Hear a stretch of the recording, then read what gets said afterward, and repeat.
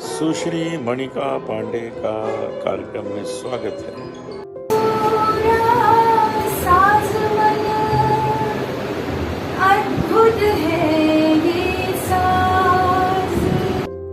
सीधी जिले में रहने वाली सिंगर मणिका पांडे अब सीधी जिले से आगे निकल चुकी हैं। वर्ष 2010 में उन्होंने संगीत की दुनिया पर कदम रखा था। उनका संघर्ष वर्ष 2022 में सफलता मिली, जब बागेश्वर धाम के पंडित धीरेन्द्र कृष्ण शास्त्री के समक्ष अपनी कला का प्रदर्शन करने का मौका मिला। हाल ही में हनुमना के गौरी सियाराम कुटीर में हुई राम कथा में उनको एक बड़ा मौका मिला, जहां भजन सम्राट अनूप जलोटा जगत गुरु रामभद्राचार्य महाराज के सामने अपने कला का प्रदर्शन करने का मौका मिला। सीधी जिले की यह गायिका विंध्य क्षेत्र का नाम रोशन करने के लिए तैयार है। वो लगातार संघर्ष भी कर रही हैं। आइए सुनवाते हैं क्या कुछ कहती हैं। देख रहे हैं प्रथम न्याय न्यूज। मैं हूं संपत दासगुप्त।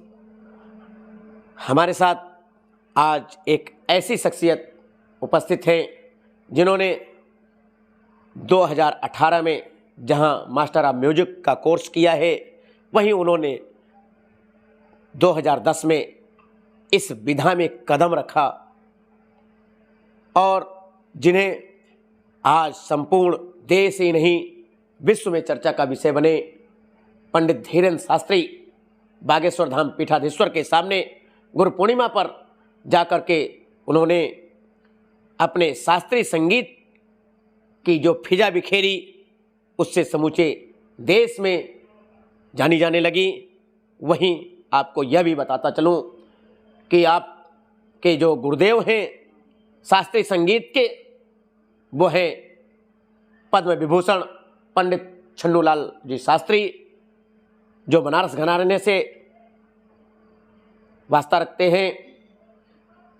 इतना ही नहीं, रामभद्राचार्य स्वामी पूज्यपाद जगतगुरु रामानंदाचार्य पद्म विभूषण स्वामी रामभद्राचार्य जी महाराज की दीक्षा शिष्या भी हैं।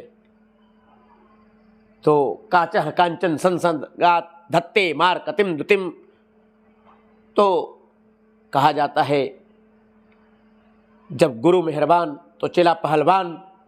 निश्चित ऐसी शख्सियत के ऊपर कृपा जब ऐसे सद्गुरुओं की बरसती है तो निश्चित देदीप्यमान नक्षत्र की तरह लोग अपनी फिजा समाज में बिखेरते हैं।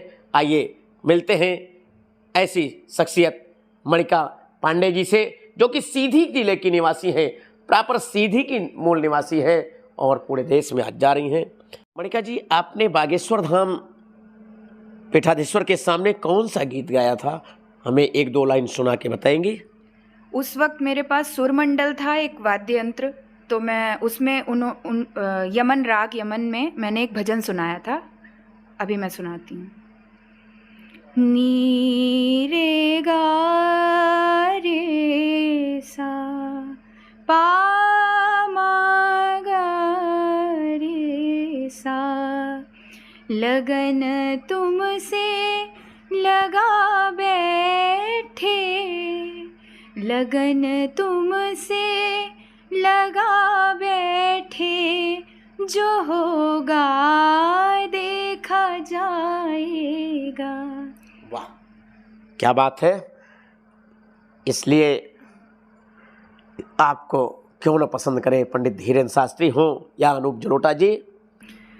मैंने शास्त्रीय संगीत इसलिए चुना क्योंकि संगीत में प्रवेश करते वक्त शास्त्रीय संगीत ही पहली सीढ़ी होती है जिसमें हम संगीत की किसी भी विधा को सीख सकते हैं। सबसे पहले और बेसिक जो संगीत है वो शास्त्रीय संगीत ही है। मणिका जी, आप इस संगीत में आपने कदम रखा, लेकिन कहीं न कहीं आपको प्रेरणा इससे किसी से मिली होगी, किसी को सुन करके, किसी ऐसे सिंगर को, या और कहीं से आपको ऐसी प्रेरणा मिली होगी, तब तो इस विधा में आपने वो रखा कदम। जो पुराने गायक हैं हमारे यहाँ कैसेट लगा करती थी, मन्ना डे जी हैं, लता मंगेशकर, रफ़ी जी, मेरे नन्ना रफ़ी के गाने गाते थे, बहुत सुरीली आवाज़ थी उनकी। तो ऐसे ही मैं सुनती थी और लगता था कि मैं भी गाऊं, और मैं काफ़ी हद तक उसको निभा लेती थी। तो मुझे लगा कि हाँ, सरस्वती माता की देन है, मुझे इस विधा को आगे बढ़ानी चाहिए, और बस ऐसे ही हमने संगीत। आपके संबंध अनूप जलोटा जी से भी हैं, आप अभी अनूप जलोटा जी के साथ मंच पर थी और वो आपसे वार्तालाप भी कर रहे थे, कहीं न कहीं आपके संबंध हैं, ये कैसे ताल्लुकात हैं? बस फेसबुक में हमारा सोशल मीडिया में एक नाम है नाइटिंगेल मनिका, वो यूट्यूब पे भी यही चैनल चलता है। बस यही सोशल मीडिया की लिंक वहाँ तक पहुँची और सर से मेरा बहुत अच्छा वो हुआ, साक्षात्कार हुआ। उसके बाद हमको पता चला कि हमारे क्षेत्र में ही आप आए हुए हैं, और तो बस ऐसे ही हमको लगा कि अब ये तो चूकने वाली बात ही नहीं है, इसमें तो जाना ही है। तो बस हम आ गए और बहुत अच्छा लगा।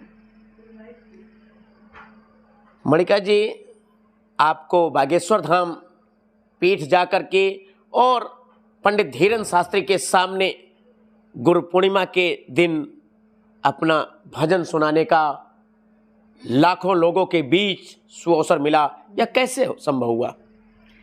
मैं गई थी दर्शन करने के लिए पहली बार। लोगों ने बताया कि ऐसा पहली बार बातचीत नहीं हो पाती, दर्शन नहीं हो पाता, पर मैं गई थी और पहली बार ही मुझे दर्शन मिले। और उन्होंने कहा कि अब तुम कहाँ से आई हो, तो मैंने बताया कि मैं संगीत विधा से हूँ। उन्होंने कहा ठीक है, बस थोड़ी देर और वेट करना है आपको, उसके बाद आपका संगीत हम सुनेंगे।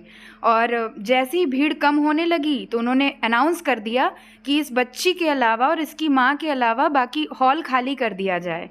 और जैसे ही हॉल खाली हुआ उन्होंने कहा कि सुनाइए। फिर हमने 2 गाने सुनाए, कम से कम 20-25 मिनट में के गाने मैंने सुनाए। तो वहाँ पर पब्लिक नहीं थी, केवल धीरेन्द्र शास्त्री जी थे क्या और कोई था?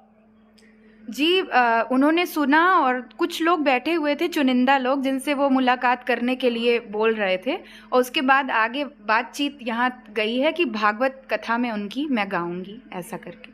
अच्छा, ये धीरेन्द्र शास्त्री जी ने कहा कि भागवत कथा में आपको गाना है? जी, उनको मेरी आवाज़ बहुत अच्छी लगी, उनको अच्छा लगा। और उनको ये भी पता चला कि मैं उनकी गुरु जी की शिष्या हूँ, यानी कि मैं उनकी गुरु बहन हूँ, तो कोई दोहराए नहीं है। तो मतलब आपको जब उन्होंने ये जाना कि आप उनकी गुरभगनी हैं, तब उन्होंने ये अवसर दिया, या यूं ही पहले अवसर मिला उसके बाद उनको ये जानकारी हुई? यही तो अध्यात्म में हमारे सबसे अनोखी बात है कि पहले ऐसा लगा उनको कि अरे ये तो कुछ है, तो उन्होंने बोला कि ये तो आप मेरे भागवत कथा में आओ और गायन का मौका मिलेगा आपको।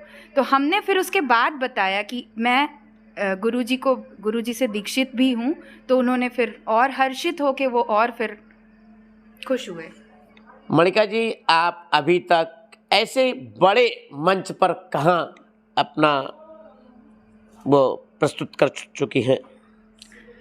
सुबह बनारस और जबलपुर में भी 2-3 मंच, और ग्वालियर में तानसेन समारोह हर साल होता है, उसमें झूला महोत्सव चित्रकूट में हमारे गुरुजी धर्म चक्रवर्ती रामभद्राचार्य जी ने मुझे बुलाया था, और ये हर साल मनाया जाता है। झूला महोत्सव 5 दिन का होता है, इस बार 4 दिन का था, और चारों दिन मेरा गायन हुआ है तुलसी पीठ आश्रम में। तो ये थी मणिका जी, जो कि सीधी की धरती में जन्म लेकर के अपने शास्त्रीय संगीत के माध्यम से आज संपूर्ण देश में पहुंच रही हैं। आज जब मैंने देखा अनूप जी इनसे वार्तालाप कर रहे थे, जो कि विश्व में भजन सम्राट के नाम से जाने जाते हैं, तब मेरी ललक हुई कि नहीं, आप का साक्षात्कार आज लूँ, और वह सुअवसर अभी मुझे मिल रहा है। धन्य है ऐसी सुश्री मणिका जी, ऐसे माँ बाप जिन्होंने ऐसी औलाद को अपनी कोख से जन्म दिया। मैं उन्हें भी प्रणाम करता हूँ, इनके माता पिता को भी।